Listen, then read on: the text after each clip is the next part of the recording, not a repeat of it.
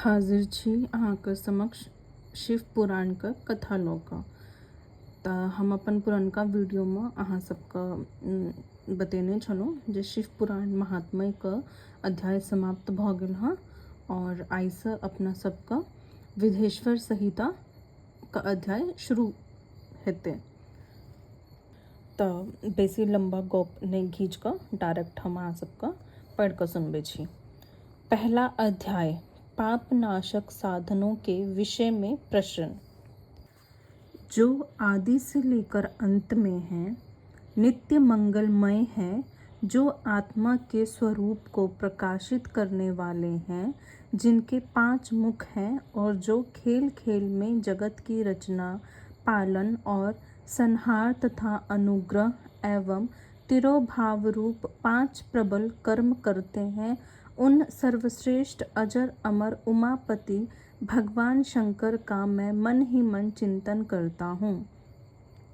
व्यास जी कहते हैं, धर्म का महान क्षेत्र जहाँ गंगा यमुना का संगम है, उस पूर्णमय प्रयाग जो ब्रह्मलोक का मार्ग है, वहाँ एक बार महातेजस्वी महाभाग महात्मा मुनियों ने विशाल यज्ञ का आयोजन किया। उस ज्ञान यज्ञ का समाचार सुनकर पौराणिक शिरोमणि व्यास जी के शिष्य सूत जी वहाँ मुनियों के दर्शन के लिए आए। सूत जी का सभी मुनियों ने विधिवत स्वागत व सत्कार किया तथा उनकी स्तुति करते हुए हाथ जोड़कर उनसे कहा, हे सर्वज्ञ विद्वान रोमहर्षण जी, आप बड़े भाग्यशाली हैं। आपने स्वयं व्यास जी के मुख से पुराण विद्या प्राप्त की है। आप आश्चर्य स्वरूप कथाओं का भंडार हैं। आप भूत भविष्य और वर्तमान के ज्ञाता हैं। हमारा सौभाग्य है कि आपके दर्शन हुए। आपका यहाँ आना निरर्थक नहीं हो सकता। आप कल्याणकारी हैं। उत्तम बुद्धि वाले सूत जी, यदि आपका अनुग्रह हो तो गोपनीय होने पर भी आप शुभाशुभ तत्व का वर्णन करें, जिससे हमारी तृप्ति नहीं होती और उसे सुनने की हमारी इच्छा ऐसे ही रहती है। कृपया कर उस विषय का वर्णन करें। घोर कलयुग आने पर मनुष्य पुण्यक्रम से दूर होकर दुराचार में फंस जाएगा। दूसरों की बुराई करेंगे, पराई स्त्रियों के प्रति आसक्त होंगे, हिंसा करेंगे, मूर्ख, नास्तिक और पशु बुद्धि हो जाएंगे। सूत जी, कलयुग में वेद प्रतिपादित वर्ण आश्रम व्यवस्था नष्ट हो जाएगी। प्रत्येक वर्ण और आश्रम में रहने वाले अपने अपने धर्मों के आचरण का परित्याग विपरीत आचरण करने से सुख प्राप्त करेंगे।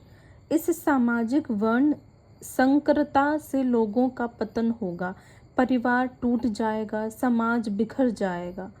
प्राकृतिक आपदाओं से जगह जगह लोगों की मृत्यु होगी, धन का क्षय होगा, स्वार्थ और लोभ की प्रवृत्ति बढ़ जाएगी। ब्राह्मण लोभी हो जाएंगे और वेद बेचकर धन प्राप्त करेंगे। मद से मोहित होकर दूसरों को ठगेंगे, पूजा पाठ नहीं करेंगे और ब्रह्म ज्ञान से शून्य होंगे। क्षत्रिय अपने धर्म को त्याग कर कुसंगी, पापी और व्यभिचारी हो जाएंगे। शौर्य से रहित हो वे शूद्रों जैसा व्यवहार करेंगे और काम के अधीन हो जाएंगे। वैश्य धर्म से विमुख हो संस्कार भ्रष्ट होकर कुमार्गी धनोपार्जन परायण होकर नाप तोल में ध्यान लगाएंगे। शूद्र अपना धर्म कर्म छोड़कर अच्छी वेशभूषा से सुशोभित हो व्यर्थ घूमेंगे। वे कुटिल और ईर्ष्यालु होकर अपने धर्म के प्रतिकूल हो जाएंगे। कुकर्मी और वाद विवाद करने वाले होंगे। वे स्वयं को कुलीन मानकर सभी धर्मों और वर्णों में विवाह करेंगे। स्त्रियां सदाचार से विमुख हो जाएंगी। वे अपने पति का अपमान करेंगी और सास ससुर से लड़ेंगी, मलिन भोजन करेंगी। उनका शील स्वभाव बहुत बुरा होगा। सूत जी, इस तरह जिनकी बुद्धि नष्ट हो गई है और जिन्होंने अपने धर्म का त्याग कर दिया है, ऐसे लोग लोक परलोक में उत्तम गति प्राप्त कैसे करेंगे? इस चिंता से हम सभी व्याकुल हैं। परोपकार के समान कोई धर्म नहीं है। इस धर्म का पालन करने वाला दूसरों को सुखी करता हुआ स्वयं भी प्रसन्नता अनुभव करता है।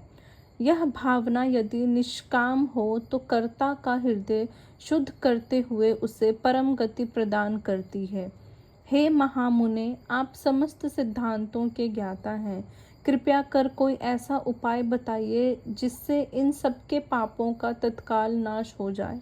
व्यास जी कहते हैं, उन श्रेष्ठ मुनियों की यह बात सुनकर सूत जी मन ही मन परम श्रेष्ठ भगवान शंकर का स्मरण करके उनसे इस प्रकार बोले।